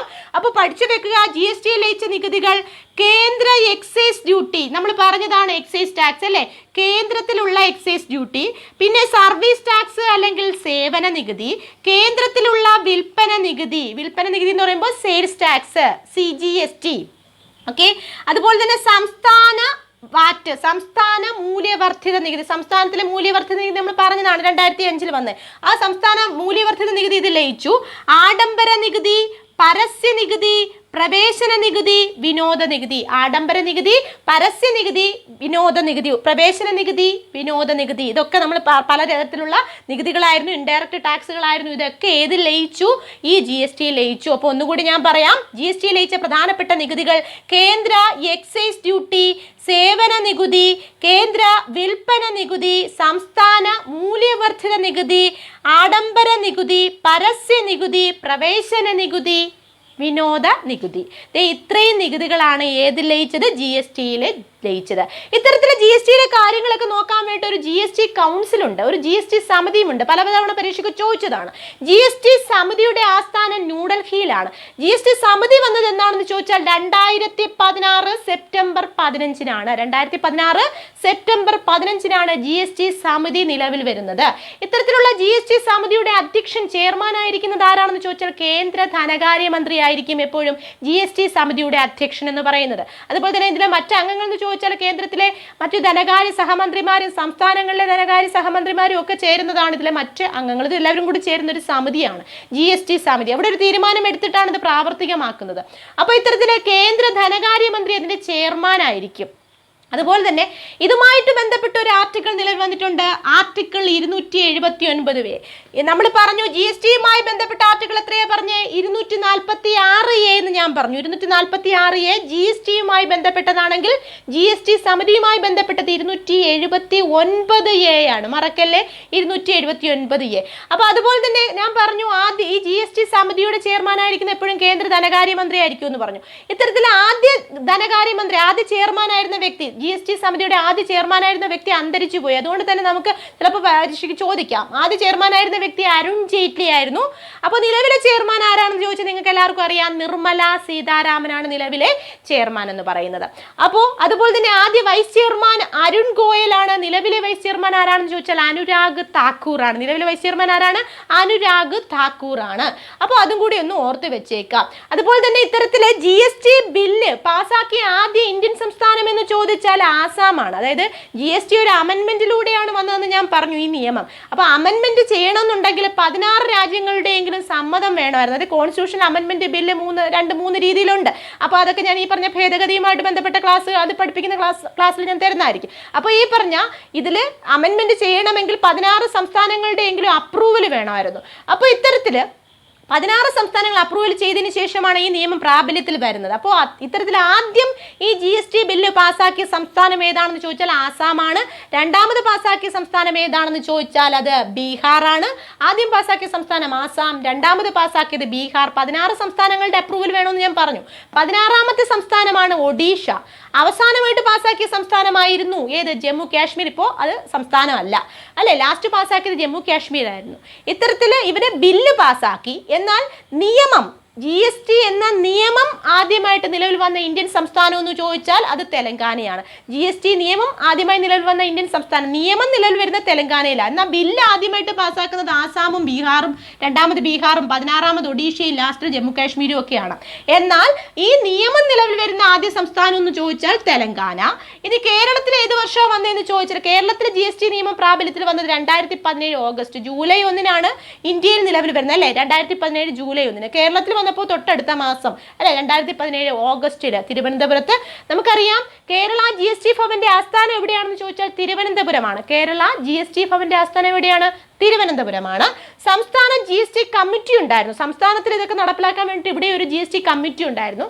അതിന്റെ തലവനായിരുന്ന വ്യക്തിയും മരിച്ചുപോയി. അതുകൊണ്ട് തന്നെ വേണമെങ്കിൽ പരീക്ഷയ്ക്ക് ഇത് ചോദിക്കാം. സംസ്ഥാന GST കമ്മിറ്റിയുടെ തലവനായിരുന്ന വ്യക്തി ആരായിരുന്നു എന്ന് ചോദിച്ചാൽ, ഫസ്റ്റ് തലവനായിരുന്ന വ്യക്തി ആരായിരുന്നു ചോദിച്ചാൽ KM മാണിയാണ്. ആരായിരുന്നു? KM മാണി ആയിരുന്നു സംസ്ഥാന GST കമ്മിറ്റിയുടെ ആദ്യ ചെയർമാൻ. അപ്പോൾ ഞാൻ പറഞ്ഞു GST ബില്ല് പാസ്സാക്കിയ ആദ്യ സംസ്ഥാനം ആസാം, രണ്ടാമത് ബീഹാർ, 16ാമത് ഒഡീഷ, ലാസ്റ്റ് ജമ്മു കാശ്മീർ. എന്നാൽ GST നിയമം ആദ്യമായിട്ട് പ്രാബല്യത്തിൽ വരുന്ന ഇന്ത്യൻ സംസ്ഥാനം തെലങ്കാന. ഇനി കേരളത്തിൽ നിലവിൽ വന്നത് എന്നാണെന്ന് ചോദിച്ചാൽ 2017 ഓഗസ്റ്റിലാണ്. കേരള GST ഭവന്റെ ആസ്ഥാനം എവിടെയാണെന്ന് ചോദിച്ചാൽ തിരുവനന്തപുരമാണ്. സംസ്ഥാന GST കമ്മിറ്റിയുടെ ആദ്യ ചെയർമാനായിരുന്ന വ്യക്തിയായിരുന്നു KM മാണി. ഇനി സംസ്ഥാനത്തിൽ ഇത്തരത്തിലുള്ള GSTക്ക് വേണ്ടിയിട്ടൊരു ഐഡന്റിഫിക്കേഷൻ നമ്പർ സ്റ്റാർട്ട് ചെയ്യുന്നത് എത്രയിലാണ്? അതിന്റെ കോഡ്, ഐഡന്റിഫിക്കേഷൻ നമ്പറിൽ എത്ര അക്കങ്ങൾ ഉണ്ടാവും വെച്ചാൽ 32 ആണ്. എത്ര ഉണ്ടാവും? അതിന്റെ ഐഡന്റിഫിക്കേഷൻ കോഡ് എത്രയാണെന്ന് ചോദിച്ചാൽ 32 ആണ്. ID കോഡ് എത്രയാണെന്ന് വെച്ചാൽ എത്രയാണ്? സംസ്ഥാന GSTയുടെ ID എത്രയാണ്? 32 മറക്കരുത്, 32. ഇനി GST നമ്പറിലെ ആദ്യത്തെ GSTക്ക് ഒരു നമ്പർ ഉണ്ടാവും. അപ്പൊ അതിൽ ആദ്യ 2 അക്കങ്ങൾ എന്തിനെ സൂചിപ്പിക്കുന്നു എന്ന് ചോദിച്ചാൽ അത് സംസ്ഥാനത്തെ കോഡിനെയാണ് സൂചിപ്പിക്കുന്നത്. ആദ്യ 2 അക്കങ്ങൾ എന്തായിരിക്കും? സംസ്ഥാന കോഡ്. ലാസ്റ്റിലുള്ള 10 അക്കങ്ങൾ ആ രജിസ്റ്റർ ചെയ്ത ആളുടെ പാൻ നമ്പർ. നമുക്കറിയാം ചരക്ക് സേവന നികുതി എന്ന് പറഞ്ഞാൽ ഏറ്റവും പ്രധാനപ്പെട്ട അതിൽ ലയിച്ച നികുതിയാണ് സെയിൽസ് ടാക്സ് അല്ലെങ്കിൽ വിൽപ്പന നികുതി. അപ്പോൾ ഈ GST ഇത്തരത്തിൽ ഏറ്റവും കൂടുതൽ ബാധിച്ച ഒരു വിഭാഗമാണ് ആരെന്ന് പറഞ്ഞാൽ കച്ചവടക്കാർ. അപ്പോൾ ഇത്തരത്തിലെ കച്ചവടക്കാർ രജിസ്റ്റർ ചെയ്യേണ്ടതായിട്ടുണ്ട്. അവരുടെ ഈ പറഞ്ഞ അവരുടെ വരുമാനത്തിനനുസരിച്ച് പല റേറ്റുകൾക്കനുസരിച്ച് അവരവരുടെ കടകളൊക്കെ രജിസ്റ്റർ ചെയ്തിട്ടുണ്ടായിട്ടുണ്ട്. അപ്പോൾ ഇത്തരത്തിൽ അവർക്കൊരു GST നമ്പർ കൊടുക്കും. അപ്പോൾ ആ GST നമ്പറിന്റെ ആദ്യത്തെ 2 അക്കങ്ങൾ സൂചിപ്പിക്കുന്നത് സംസ്ഥാന കോഡിനെയാണ്. എന്നാൽ ലാസ്റ്റിലത്തെ 10 അക്കങ്ങൾ സൂചിപ്പിക്കുന്ന ആ രജിസ്റ്റർ ചെയ്ത ആളുടെ പാൻ നമ്പറാണ്. ആ രജിസ്റ്റർ ചെയ്ത ആളുടെ കൺസേൺഡ് ആയിട്ടുള്ള ആളുടെ പാൻ നമ്പറിനെയാണ് ലാസ്റ്റിലത്തെ 10 അക്കങ്ങൾ സൂചിപ്പിക്കുക. പരീക്ഷയ്ക്ക് ഇങ്ങനെയൊക്കെ ചോദ്യം ചോദിക്കാം. GST ഐഡന്റിഫിക്കേഷൻ കേരളത്തിലെ എത്രയാണ് നമ്പർ? അതിന്റെ കോഡ് എത്രയാണെന്ന് ചോദിച്ചാൽ 32 ആണ്, 32 ആണ്. ഇതിൽ ആദ്യത്തെ 2 അക്കങ്ങൾ സൂചിപ്പിക്കുന്നത് സംസ്ഥാന കോഡിനെയും അവസാനത്തെ 10 അക്കങ്ങൾ സൂചിപ്പിക്കുന്നത് ആ രജിസ്റ്റർ ചെയ്ത ആളുടെ പാൻ നമ്പറിനെയുമാണ്. ഇനി എത്ര രൂപയിൽ കൂടുതൽ വാർഷിക വരുമാനം, വിറ്റുവരുമാനമുള്ള കച്ചവടക്കാരാണ് GSTയിൽ രജിസ്റ്റർ ചെയ്യേണ്ടതെന്ന് ചോദിച്ചാൽ 20 ലക്ഷം രൂപയിൽ കൂടുതൽ വാർഷിക വരുമാനമുള്ള കച്ചവടക്കാരാണ് GSTയിൽ രജിസ്റ്റർ ചെയ്യേണ്ടത്. എത്രയാണ്? 20 ലക്ഷം രൂപയിൽ കൂടുതൽ വാർഷിക വരുമാനമുള്ള കച്ചവടക്കാർ ഏതിൽ രജിസ്റ്റർ ചെയ്യണം? GST രജിസ്റ്റർ ചെയ്യേണ്ടതാണ്. അപ്പോൾ ഇത്തരത്തിൽ 4 തരം GST ആണ് ഇന്ത്യയിലുള്ളത്. 4 തരം GST ഉണ്ട്. ഏതൊക്കെയാണ് 4 തരം GST എന്ന് വെച്ചാൽ? ഒന്ന് CGST എന്ന് പറയും. GST എന്ന് പറഞ്ഞാൽ നമുക്കറിയാം ഗുഡ്സ് ആൻഡ് സർവീസ് ടാക്സ് അല്ലേ. CGST എന്ന് വെച്ചാൽ സെൻട്രലൈസ്ഡ് GST. ഇനി SGST എന്ന് പറഞ്ഞാലോ സ്റ്റേറ്റ് GST. സെൻട്രലൈസ്ഡ് GST എന്ന് പറഞ്ഞാൽ സെൻട്രൽ ഗവൺമെന്റുമായി ബന്ധപ്പെട്ട കേന്ദ്ര ചരക്ക് സേവന നികുതി, കേന്ദ്ര ഗവൺമെന്റ് ആയിരിക്കും അത് ചുമത്തുന്നത്. ഓക്കെ, SGST എന്ന് പറയുമ്പോൾ എന്താ, സ്റ്റേറ്റ് ഗവൺമെന്റ് ചുമത്തുന്നു, സ്റ്റേറ്റ് GST. അടുത്തത് IGST എന്ന് പറയും. IGST എന്ന് പറഞ്ഞാൽ ഇന്റഗ്രേറ്റഡ് GST എന്ന് പറയും, സംയോജിത GST ആണ്, സംയോജിത നികുതിയാണ്. അപ്പോൾ സംയോജിത GST അല്ലെങ്കിൽ IGST അത് ചുമത്തുന്നതും പിരിക്കുന്നതും ഒക്കെ സെൻട്രൽ ഗവൺമെന്റ് തന്നെയാണ് കേട്ടോ, സെൻട്രൽ ഗവൺമെന്റ് തന്നെയാണ്. അപ്പോൾ CGST മാത്രമല്ല IGST പിരിക്കുന്നതും ആര് തന്നെയാണ്, സെൻട്രൽ ഗവൺമെന്റ് തന്നെ. SGSTയോ സ്റ്റേറ്റ് ഗവൺമെന്റ്. അതുപോലെ UTGST, 4 തരം GST ആണുള്ളത്. UTGST എന്താ, യൂണിയൻ ടെറിട്ടറി GST, അതായത് കേന്ദ്രഭരണ പ്രദേശങ്ങളുടെ GST. അങ്ങനെ 4 ടൈപ്പ് GSTകളാണ് ഉള്ളത്. അപ്പോൾ നമ്മളിപ്പോൾ പറഞ്ഞത് GSTയുമായി ബന്ധപ്പെട്ട ഏറ്റവും പ്രധാനപ്പെട്ട കാര്യങ്ങളാണ്. അപ്പോൾ അതുപോലെ തന്നെ GSTക്ക് വേണ്ടിയിട്ട് ഒരു മൊബൈൽ ആപ്പ് ഇറക്കിയിട്ടുണ്ട്. കച്ചവടക്കാരെ ഹെൽപ്പ് ചെയ്യാൻ വേണ്ടി കേരള ഗവൺമെന്റ് ഇറക്കിയ മൊബൈൽ ആപ്പിന്റെ പേര് കേരള GST എന്നാണ്. സെൻട്രൽ ഗവൺമെന്റ് പുറത്തിറക്കിയ മൊബൈൽ ആപ്പിന്റെ പേര് എന്താണെന്ന് ചോദിച്ചാൽ GST വെരിഫൈ എന്നാണ്. സെൻട്രൽ ഗവൺമെന്റ് പുറത്തിറക്കിയത് GST വെരിഫൈ, കേരള ഗവൺമെന്റ് പുറത്തിറക്കിയത് കേരള GST. അതുപോലെ തന്നെ ഒരു മൊബൈൽ ആപ്പ് ഉണ്ട്. ഈ പുതുതായിട്ട് ടാക്സ് അടയ്ക്കുകയൊക്കെ ചെയ്യേണ്ടവർക്ക് എളുപ്പത്തിൽ ഇത് ചെയ്യാൻ വേണ്ടിയിട്ടുള്ള സംവിധാനമാണ് ഐക്കർ സേതു. അത് കേന്ദ്ര ഗവൺമെന്റ് സംവിധാനമാണ്, ഐക്കർ സേതു എന്ന് പറയും, ഐക്കർ സേതു. അപ്പോൾ അതുപോലെ തന്നെ ഒരു GST ട്രെയിനിങ് പ്രോഗ്രാം കേന്ദ്ര ഗവൺമെന്റ് നടത്തുന്നുണ്ട്. ഇത് പ്രധാനമന്ത്രി ജൻ ആരോഗ്യ സ്കീമിൽ, ആ പദ്ധതിയിൽ ലയിപ്പിച്ചിരിക്കുകയാണ്. അപ്പോൾ അത്തരത്തിലുള്ള GST ട്രെയിനിങ് പ്രോഗ്രാമും കേന്ദ്ര ഗവൺമെന്റ് നടത്തുന്നത്. ഇതിനെക്കുറിച്ചൊക്കെ യുവാക്കളെ അവബോധന്മാരാക്കാൻ വേണ്ടി, അല്ലെ ബോധമുള്ളവരാക്കാൻ വേണ്ടിയിട്ട് അതൊരു GST ട്രെയിനിങ് പ്രോഗ്രാമും നടത്തുന്നുണ്ട്. അപ്പോൾ ഇത്തരത്തിലുള്ള കാര്യങ്ങളൊക്കെ GSTയുമായി ബന്ധപ്പെട്ട് മനസ്സിലാക്കി വെക്കുക. നെക്സ്റ്റ്, കേന്ദ്ര ഗവൺമെന്റ് ചുമത്തുന്ന നികുതി ഏതാണ്, സംസ്ഥാന ഗവൺമെന്റ് ചുമത്തുന്ന നികുതി ഏതാണ്, തദ്ദേശ സ്വയംഭരണ സ്ഥാപനങ്ങൾ ചുമത്തുന്ന നികുതി ഏതാണ്, ഇങ്ങനെയൊക്കെ പരീക്ഷയ്ക്ക് ചോദ്യം വരാം. താഴെ പറയുന്നതിൽ ഏതാണ് കേന്ദ്ര ഗവൺമെന്റ് ചുമത്തുന്ന നികുതി? അപ്പൊ നമുക്ക് നോക്കാം. കേന്ദ്ര ഗവൺമെന്റ് ചുമത്തുന്ന നികുതികളിൽ പെടുന്നത് കോർപ്പറേറ്റ് ടാക്സ്, അതുപോലെ തന്നെ CGST എന്ന് പറയും, സെൻട്രലൈസ്ഡ് GST ഞാൻ പറഞ്ഞതാണ്, സെൻട്രൽ ഗവൺമെന്റ് ചുമത്തുന്ന ചരക്ക് സേവന നികുതി അല്ലേ. അതുപോലെ തന്നെ ഇൻകം ടാക്സ്, വ്യക്തിഗത ആദായ നികുതി അല്ലെങ്കിൽ ആദായ നികുതിയൊക്കെ ഇൻകം ടാക്സ് ചുമത്തുന്നത് ആരാണ്, കേന്ദ്ര ഗവൺമെന്റ് ആണ്. പഠിച്ചു വെക്കൂ, corporate tax, CGST, income tax, അതുപോലെ തന്നെ IGST ഞാൻ പറഞ്ഞതാ കുറച്ചു മുമ്പ്, IGST സംയോജിത GST. CGSTയും IGSTയും രണ്ടും ചുമത്തുന്നത് ആര് തന്നെയാണ്, കേന്ദ്ര ഗവൺമെന്റ് തന്നെയാണ്.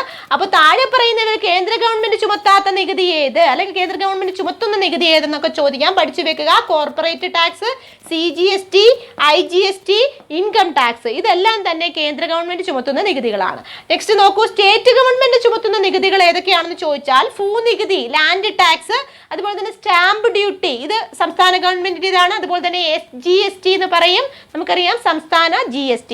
ഇത് മൂന്നും സംസ്ഥാന ഗവൺമെന്റ് ചുമത്തുന്ന നികുതികളാണ്. ഒന്നുകൂടി പറയാം, ഭൂനികുതി, സ്റ്റാമ്പ് ഡ്യൂട്ടി, SGST, ഇത് മൂന്നും സംസ്ഥാന ഗവൺമെന്റ് ചുമത്തുന്ന നികുതികളാണ്. നെക്സ്റ്റ് നോക്കൂ, തദ്ദേശ സ്വയംഭരണ സ്ഥാപനങ്ങൾ, പഞ്ചായത്തുകൾ ചുമത്തുന്ന നികുതി ഏതൊക്കെയാണെന്ന് ചോദിച്ചാൽ വസ്തുനികുതി ലാൻഡ് ടാക്സ്, അതുപോലെ തന്നെ തൊഴിൽ നികുതി പ്രൊഫഷണൽ ടാക്സ്, പിന്നെ വിനോദ നികുതി എന്റർടൈൻമെന്റ് ടാക്സ്. ഏതൊക്കെയാണ് ഞാൻ പറഞ്ഞത്? പഞ്ചായത്തുകൾ ചുമത്തുന്നത് വസ്തുനികുതി, തൊഴിൽ നികുതി, വിനോദ നികുതി, ലാൻഡ് ടാക്സ്, പ്രൊഫഷണൽ ടാക്സ്, അതുപോലെ തന്നെ എന്റർടൈൻമെന്റ് ടാക്സ്. ഇത് മൂന്നും ആരാണ് ചുമത്തുന്നത്? തദ്ദേശ സ്വയംഭരണ സ്ഥാപനങ്ങളിലെ പഞ്ചായത്തുകളാണ് ചുമത്തുന്നത്. അപ്പോൾ ക്ലിയർ അല്ലേ ഓരോന്നും ചുമത്തുന്ന നികുതികൾ? അപ്പോൾ അത് ക്ലിയർ ആക്കി പഠിച്ചു വെക്കുക. ഇനി നോക്കൂ, ഈ പറഞ്ഞ ഡയറക്റ്റ് ടാക്സിലോ ഇൻഡയറക്റ്റ് ടാക്സിലോ ഒന്നും പെടാത്ത ചില നികുതികളുണ്ട്. നമ്മൾ ആദ്യം പറഞ്ഞിരുന്നു, ഉപ്പ് നികുതി, ചൈന, കാർബൺ ടാക്സ്, ന്യൂസിലൻഡ് എന്നൊക്കെ പറഞ്ഞില്ലേ. അതുപോലെ ആ നികുതികളുടെ കൂട്ടത്തിൽ ഇതുപോലെ പ്രത്യക്ഷ നികുതിയിലോ പരോക്ഷ നികുതിയിലോ ഒന്നും വരാത്ത ചില നികുതികളുണ്ട്. അതും ഗവൺമെന്റിന്റെ ഒരു പ്രധാനപ്പെട്ട വരുമാന മാർഗമാണ്. അത്തരത്തിലെ ഒരു നികുതിയാണ് ടോൾ എന്ന് പറയും. ടോൾ എന്ന് പറഞ്ഞാൽ എന്താണെന്ന് ചോദിച്ചാൽ നമുക്കറിയാം, ടോൾ പിരിവ് അല്ലേ. റോഡുകളിലൂടെയും പാലങ്ങളിലൂടെയുമുള്ള ഗതാഗതത്തിന് മുകളിൽ ഗവൺമെന്റ് ചുമത്തുന്ന നികുതി, അതിൽ കൂടി പോകുന്ന വാഹനങ്ങൾക്ക് മുകളിൽ ചുമത്തുന്ന നികുതിയാണ് ഇതെന്ന് പറയുന്നത് ടോള്. അപ്പൊ എന്താണ് ടോൾ എന്ന് പറഞ്ഞാൽ? പാലങ്ങളിലൂടെയും റോഡുകളിലൂടെയുമുള്ള ഗതാഗതത്തിന് മുകളിൽ ചുമത്തുന്ന, വാഹനങ്ങൾക്ക് മുകളിൽ ചുമത്തുന്ന നികുതിയാണ് ഏതെന്ന് പറയുന്നത് ടോള്. പ്രീവിയസ് ക്വസ്റ്റ്യൻ ആണ്, ഇതിൽ പലതും പ്രീവിയസ് ക്വസ്റ്റ്യൻ ആണ്. അപ്പോൾ പാലങ്ങളിലൂടെ റോഡുകളിലൂടെയുമുള്ള ഗതാഗതത്തിന് മുകളിൽ ചുമത്തുന്ന നികുതി ഏതാ? ടോള്. ഇതൊരു മറ്റു പ്രധാനപ്പെട്ട നികുതിയാണ്. പ്രത്യക്ഷ നികുതിയാണെന്ന് വെച്ചാൽ അല്ല, പരോക്ഷ നികുതിയാണെന്ന് വെച്ചാൽ അതുമല്ല. അതുപോലെ തന്നെ ഒക്ട്രോയി, മുനിസിപ്പാലിറ്റിയിലേക്ക് കൊണ്ടുവരുന്ന സാധനങ്ങൾക്ക് മുകളിൽ മുനിസിപ്പാലിറ്റിക്കാർ ചുമത്തുന്ന നികുതിയാണ് ഏതെന്ന് പറയുന്നത് ഒക്ട്രോയി. പരീക്ഷയ്ക്ക് പലതവണ ചോദിച്ചിട്ടുണ്ട്, മുനിസിപ്പാലിറ്റി ചുമത്തുന്ന നികുതിക്ക് ഉദാഹരണം ഏത്? ഒക്ട്രോയി. മറക്കല്ലേ, ഒക്ട്രോയി മുനിസിപ്പാലിറ്റിക്കാരാണ് ചുമത്തുന്നത്. ടോളോ പാലത്തിലൂടെ റോഡിലൂടെയുള്ള നികുതിയാണ്. ഓക്കെ, സർചാർജ് നമ്മൾ സ്ഥിരം കാണുന്നതായിരിക്കും. ഇലക്ട്രിസിറ്റി ബില്ലിലൊക്കെ നിങ്ങൾ ഇത് കണ്ടിട്ടുണ്ടായിരിക്കും. എന്താണ് സർചാർജ് എന്ന് ചോദിച്ചാൽ ഇതൊരു നികുതിയാണ്. പക്ഷേ നികുതിക്ക് മുകളിൽ ചുമത്തുന്ന അധിക നികുതിയാണ്. അപ്പൊ എന്താണ് അങ്ങനെ വരുന്നതെന്ന് ചോദിച്ചാൽ ഒരു പ്രത്യേക കാലയളവിലേക്ക് ഗവൺമെന്റ് നികുതിക്ക് മുകളിൽ ചുമത്തുന്ന ടാക്സിന് മുകളിൽ ചുമത്തുന്ന അഡീഷണൽ ടാക്സ് ആണ്. അതായത് ഒരു ഇൻകം ടാക്സ് അടയ്ക്കുന്ന ഒരു വ്യക്തി ഒരു തവണ അയാൾക്ക് ഇച്ചിരി വരുമാനം സാധാരണയിൽ കവിഞ്ഞു കൂടി വന്നാൽ ആ ഇൻകം ടാക്സിന് മുകളിൽ ഒരു അഡീഷണൽ സർചാർജ് കൂടി കൊടുക്കും. അപ്പൊ അതൊരു പെനാലിറ്റി പോലെയാണ് കൊടുക്കുന്നത്. അതുപോലെ തന്നെ നമ്മൾ ഇലക്ട്രിസിറ്റി ബില്ല് നോക്കുമ്പോൾ ചില സമയത്ത് നമുക്ക് ഇച്ചിരി കൂടുതൽ വരും. കാരണം എന്താന്ന് പറഞ്ഞാൽ നമ്മുടെ ഉപഭോഗം ചിലപ്പോൾ കൂടുതലായിരിക്കും. അപ്പൊ അതൊന്ന് കുറയ്ക്കാൻ വേണ്ടിയാണ്. അപ്പോൾ ഒരു പ്രത്യേക കാലയളവിലേക്കായിരിക്കും ഇത്തരത്തിൽ സർചാർജ് ഏർപ്പെടുത്തുന്നത്. അപ്പോൾ നികുതിക്ക് മുകളിൽ അധിക നികുതിയാണ്. അപ്പോൾ ഒരു പ്രത്യേക കാലയളവിലേക്ക് നികുതിക്ക് മുകളിൽ ചുമത്തുന്ന അധിക നികുതി ഏതാണെന്ന് ചോദിച്ചാൽ കാലയളവിലേക്കാണെങ്കിൽ അത് സർചാർജ് ആണ്. ഉദാഹരണം നമ്മുടെ ഇലക്ട്രിസിറ്റി ബില്ലും പറഞ്ഞ ഇൻകം ടാക്സിന് മുകളിൽ പിന്നെ അഡീഷണൽ ടാക്സ് ചുമത്തുന്നതും ഒക്കെയാണ്. അപ്പോൾ അതൊക്കെ സർചാർജിന്റെ കൂട്ടത്തിലാണ് വരുന്നത്. നികുതിക്ക് മുകളിൽ ചുമത്തുന്ന അധിക നികുതി. നെക്സ്റ്റ് നോക്കൂ, സെസ്. ഒരു പ്രത്യേക പീരീഡിലേക്ക്, അതായത് ഒരു ടൈം പറയും, അതായത് ഒരു പ്രത്യേക ആവശ്യത്തിൽ, ഇത് ഒരു പ്രത്യേക കാലയളവിലേക്കാണെങ്കിൽ സർചാർജ് ആണ്. എന്നാൽ സെസ് എന്ന് പറഞ്ഞാൽ ഒരു പ്രത്യേക ആവശ്യത്തിനായിട്ടായിരിക്കും സെസ് ചുമത്തുന്നത്. അതും അധിക നികുതി തന്നെയാണ്. അപ്പോൾ നികുതിക്ക് മുകളിൽ ഒരു പ്രത്യേക ആവശ്യത്തിനായി ചുമത്തുന്ന അധിക നികുതിയാണ് സെസ്. ഒരു പ്രത്യേക കാലയളവിലേക്ക് ചുമത്തുന്നതാണെങ്കിൽ സർചാർജ്. ഒരു പ്രത്യേക ആവശ്യത്തിനായി, ഉദാഹരണം ഞാൻ പറയാം, അതായത് 2018 നമുക്കൊരു പ്രളയം നടന്നു. അപ്പോൾ ആ പ്രളയത്തിൽ തകർന്നു പോയ ആൾക്കാരെ രക്ഷപ്പെടുത്താനൊക്കെ വേണ്ടിയിട്ട് ഒരു അധിക ടാക്സ് ഏർപ്പെടുത്തിയിരുന്നു. അത് ഈ പറഞ്ഞ സെസ് ആണ്, പ്രളയ സെസ് എന്ന് പറയും. അതായത് അത് ആ ഒരു പ്രശ്നം പരിഹരിക്കാൻ വേണ്ടിയിട്ടുള്ള, അപ്പോൾ ഒരു പ്രത്യേക ആവശ്യത്തിനായിട്ട് നികുതിക്ക് മുകളിൽ ചുമത്തുന്ന അധിക നികുതിയാണ് ഏതെന്ന് പറയുന്നത്, സെസ് എന്ന് പറയുന്നത്. അപ്പോൾ പ്രളയമൊക്കെ വന്നപ്പോൾ പ്രളയ സെസ് ഏർപ്പെടുത്തി. അതുപോലെ തന്നെ എഡ്യൂക്കേഷൻ സെസ് ഉണ്ട്. വിദ്യാഭ്യാസ ആവശ്യങ്ങൾക്കായിട്ട് എഡ്യൂക്കേഷൻ സെസ് ഏർപ്പെടുത്താറുണ്ട്. അപ്പോൾ ഇതൊക്കെ ഒരു പ്രത്യേക ആവശ്യത്തിനാണ്. അപ്പോൾ ഒരു പ്രത്യേക ആവശ്യത്തിനായി നികുതിക്ക് മുകളിൽ അധിക നികുതി കൊടുക്കേണ്ടത്. അപ്പോൾ ആ പ്രത്യേക ആവശ്യത്തിനുള്ള പൈസ ആയി കഴിയുമ്പോൾ അത് ഓട്ടോമാറ്റിക്കായിട്ട് കട്ടാവും. അതുപോലെ തന്നെയാണ് സർചാർജ്. ഒരു പ്രത്യേക കാലയളവിലേക്കാണ്, ആ ഒരു പ്രത്യേക കാലയളവ് കഴിയുമ്പോൾ അത് ഓട്ടോമാറ്റിക്കായിട്ട് കട്ടാവും. അപ്പോൾ രണ്ടും തമ്മിലുള്ള വ്യത്യാസം എന്താ? ഒരു പ്രത്യേക കാലയളവിലേക്ക് നികുതിക്ക് മുകളിൽ ചുമത്തുന്ന അധിക നികുതിയാണ് സർചാർജ് എങ്കിൽ ഒരു പ്രത്യേക ആവശ്യത്തിനായി നികുതിക്ക് മുകളിൽ ചുമത്തുന്ന അധിക നികുതിയാണ് എന്ന് പറയുന്നത് സെസ് എന്ന് പറയുന്നത്. ക്ലിയർ അല്ലേ? അപ്പോൾ മറ്റു പ്രധാനപ്പെട്ട നികുതി ടോള്, ഒക്ട്രോയി മുനിസിപ്പാലിറ്റിക്കാർ ചുമത്തുന്നു. ടോൾ എന്ന് പറയുമ്പോൾ പാലം ഒക്കെയാണ് ഉദ്ദേശിക്കുക. ഒരു സർചാർജ് എന്ന് പറഞ്ഞാൽ ഒരു പ്രത്യേക ആ കാലയളവിലേക്ക് നികുതിക്ക് മുകളിൽ ചുമത്തുന്ന അധിക നികുതിയാണ്. സെസ് എന്ന് പറഞ്ഞാൽ പ്രളയ സെസ്സും വിദ്യാഭ്യാസ സെസ്സും ഒക്കെ ഓർത്താൽ മതി. ഒരു പ്രത്യേക ആവശ്യത്തിന് വേണ്ടിയിട്ട് നികുതിക്ക് മുകളിൽ ചുമത്തുന്ന അധിക നികുതി. ക്ലിയർ ആണല്ലോ? അപ്പോൾ ഇനി നോക്കൂ, അപ്പോൾ നികുതികൾ ഏതാണ്ട് എല്ലാം കഴിഞ്ഞു. നമ്മൾ പ്രധാനപ്പെട്ട നികുതികളൊക്കെ പഠിച്ചു കഴിഞ്ഞു. ഇനി നികുതി ഇതര വരുമാനങ്ങളും ഉണ്ട്. ഗവൺമെന്റിന് ഈ നികുതി അല്ലാതെ നികുതി ഇതരമായിട്ടുള്ള മറ്റു വരുമാനം, നോൺ ടാക്സ് റവന്യൂ ഉണ്ട്. അപ്പോൾ ഏതൊക്കെയാണ്? അപ്പോൾ പരീക്ഷയ്ക്ക് ഇങ്ങനെ ചോദ്യം ചോദിക്കും, താഴെ പറയുന്നവയിൽ നോൺ ടാക്സ് റവന്യൂ, നികുതി ഇതര വരുമാനത്തിന് ഉദാഹരണം ഏത് എന്ന് ചോദിക്കാം. പിള്ളേരുടെ പുസ്തകത്തിൽ പറഞ്ഞിട്ടുള്ളതാണ്, പഠിച്ചു വെക്കാം. ഒന്നാമത്തെ നികുതി ഇതര വരുമാനമാണ് ഫീസ്. അതായത് നമ്മൾ പല ഓഫീസുകളിലൊക്കെ ചെല്ലുമ്പോൾ registration fee, licence fee, application fee എന്നൊക്കെ പറഞ്ഞ് നമ്മുടെ കയ്യിൽ നിന്ന് 10 രൂപ 20 രൂപയൊക്കെ ഈടാക്കാറുണ്ട് അല്ലേ? അപ്പോൾ ഇത്തരത്തിലുള്ള ഫീസുകൾ എന്താണ്? ഗവൺമെന്റിന്റെ നികുതിയല്ല, നികുതി ഇതര വരുമാനമാണ് ഫീസ്. രജിസ്ട്രേഷൻ ഫീസും ലൈസൻസ് ഫീസും ഒക്കെ ഇതിന് ഉദാഹരണമാണ്. Next, finds and penalties. എല്ലാവർക്കും അറിയാം, സ്കൂട്ടിയൊക്കെ ഓടിക്കുന്നവർക്കും അല്ലെങ്കിൽ പറഞ്ഞ കാറൊക്കെ ഓടിക്കുന്നവർക്കും അറിയാം, പെനാൽറ്റി അടിക്കാറുണ്ട്, ഫൈൻ അടിക്കാറുണ്ട്. പറഞ്ഞ ഹെൽമെറ്റ് വെച്ചില്ലെങ്കിൽ അല്ലെങ്കിൽ സ്പീഡിൽ വണ്ടി ഓടിച്ചാലൊക്കെ ഫൈൻസും പെനാൽറ്റീസും ഒക്കെ നമുക്ക് വരാറുണ്ട് അല്ലേ? അപ്പോൾ ഇത്തരത്തിലുള്ള ഫൈൻസും പെനാൽറ്റിയും ഒന്നും നികുതിയല്ല, ഇത് നികുതി ഇതര വരുമാനമാണ് ഗവൺമെന്റിൻ്റെത്. ഓക്കെ. Next, grand. നമുക്കറിയാം സെൻട്രൽ ഗവൺമെന്റ് പറഞ്ഞ പല സ്റ്റേറ്റ് ഗവൺമെന്റുകൾക്കും ഗ്രാൻറ്റുകൾ അനുവദിക്കാറുണ്ട്. അപ്പോൾ ഇത്തരത്തിലുള്ള ഗ്രാൻറ്റുകൾ എന്ന് പറയുന്നത് ഗവൺമെന്റിന്റെ ഒരു വരുമാന മാർഗം തന്നെയാണ് അല്ലേ? അപ്പോൾ ഗ്രാൻറ്റുകൾ, അതുപോലെ തന്നെ പലിശ. ഗവൺമെന്റ് ഓൺഡ് കമ്പനീസ് ഉണ്ട്. ആ ഓൺഡ് കമ്പനീസ് അല്ലെങ്കിൽ ബാങ്കുകളുണ്ട്. ആ ബാങ്കുകൾ എന്ത് ചെയ്യുന്നുണ്ട്? ലോൺ കൊടുക്കുന്നുണ്ട്. അപ്പോൾ ആ ലോണിന് എന്ത് ചെയ്യും? മാസം അല്ലെങ്കിൽ വർഷമൊക്കെ പലിശ കിട്ടും. ആ പലിശ എന്ന് പറയുന്നത് ഇതൊരു നികുതിയിലും വരുന്നതല്ല, അത് ഒരു നികുതി ഇതര വരുമാനമാണ്. അതുപോലെ തന്നെ മറ്റൊരു നികുതി ഇതര വരുമാനമാണ് ലാഭം എന്ന് പറയുന്നത്. ഗവൺമെന്റ് ഓൺഡ് കമ്പനീസ് ഒക്കെ നടത്താറുണ്ട്. അത് സക്സസ്ഫുൾ ആയിട്ട് പ്രവർത്തിക്കുമ്പോൾ അവിടെ നിന്ന് വർഷാവർഷം ലാഭം ഉണ്ടാകാറുണ്ട്. ആ ലാഭവും ഗവൺമെന്റിലേക്ക് വന്നു ചേരുന്നതാണ്. ഇതെല്ലാം ഗവൺമെന്റിന്റെ നികുതി ഇതര വരുമാനങ്ങൾ പെടുന്നു. അപ്പോൾ ഗവൺമെന്റിന്റെ നികുതി ഇതര വരുമാനങ്ങൾ ഏതൊക്കെയാണ്? Fees, finds and penalties, grand, പലിശ, ലാഭം. ക്ലിയർ അല്ലേ? അപ്പോൾ ഇത്രയുമാണ് പ്രധാനപ്പെട്ട നികുതി ഇതര വരുമാനങ്ങൾ. ഇനി ഒരു കാര്യം കൂടെ പഠിച്ചിട്ട് നമുക്ക് ഈ ക്ലാസ് അവസാനിപ്പിക്കാം. ബിനാമി ട്രാൻസാക്ഷൻ പ്രൊഹിബിഷൻ ആക്ട്. ബിനാമി ട്രാൻസാക്ഷൻ പ്രൊഹിബിഷൻ ആക്ട് നിയമം ഒരു റയർ ഫാക്റ്റ് ആണ് കേട്ടോ. പഠിച്ചു വെച്ചാൽ ചിലപ്പോൾ പരീക്ഷയ്ക്ക് ചോദിച്ചേക്കാം. ബിനാമി ട്രാൻസാക്ഷൻ പ്രൊഹിബിഷൻ ആക്ട് നിലവിൽ വന്ന വർഷം ഏതാണെന്ന് ചോദിച്ചാൽ 1988 ആണ് കേട്ടോ. 1988 സെബി വന്നത്. അപ്പോൾ ഓർത്ത് വെച്ചാൽ മതി, ബിനാമി ട്രാൻസാക്ഷൻ പ്രൊഹിബിഷൻ ആക്ട് നിലവിൽ വന്ന വർഷം ഏതാ? 1988. മറക്കരുത്. അപ്പോൾ ഇന്ന് പഠിച്ചത് നികുതികളെ കുറിച്ചാണ്. ഗവൺമെന്റ് പൊതുവരുമാനം, നികുതികൾ തന്നെ പ്രത്യക്ഷ നികുതി, പരോക്ഷ നികുതി, GST അല്ലെ, അതുമായിട്ട് ബന്ധപ്പെട്ട കാര്യങ്ങൾ, നികുതി ഇതര വരുമാനങ്ങൾ, മറ്റു പ്രധാനപ്പെട്ട നികുതികൾ, തദ്ദേശ സ്ഥാപനങ്ങളുടെ നികുതി, കേന്ദ്ര ഗവൺമെന്റ് നികുതി, സംസ്ഥാന ഗവൺമെന്റ് നികുതി, ഇതൊക്കെ തന്നെ വളരെ പ്രധാനപ്പെട്ട ഒരു ഭാഗമാണ്.